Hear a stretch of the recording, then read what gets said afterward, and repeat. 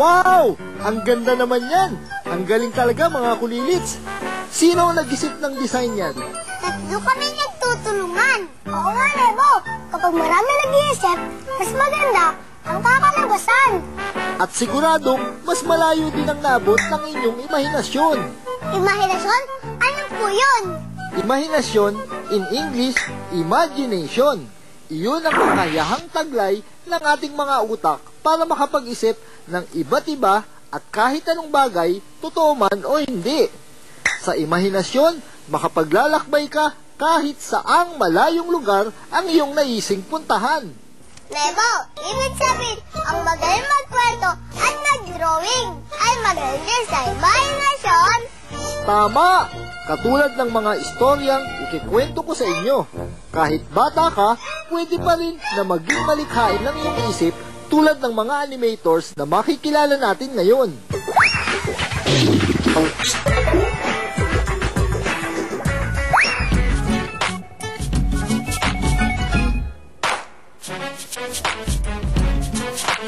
Yung Animahinasyon, isa siyang festival ng mga Pinoy animation. Ang objective natin ay para makagawa pa ng mas marami pang mga original na Pinoy animation. Para bigyan natin ng sarili nating identidad ang Pinoy animation.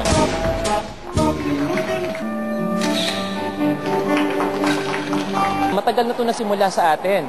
Halos mahigit 30 years na siya. Meron tayong pool ng mga magagaling na mga Pilipino na magaling talagang mag-drawing. Actually, ang gagaling natin, kulang lang tayo ng suporta. Mag-drawing lang tayo na mag-drawing dahil innate na sa atin yung creative, pagiging creative ng mga Pinoy. Good morning mga kulilits. Ngayong umaga ay ipapalabas namin ang animation na gawa ko at ng 3D Glow animation ang Edison and the Moths.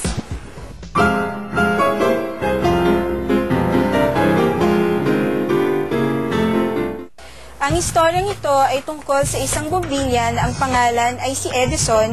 Siya ay nagre-relax o nagpapahinga at bigla siyang inistorbo ng mga makukulit na gamo-gamo. Ano kaya ang gagawin ni Edison? Panoorin natin.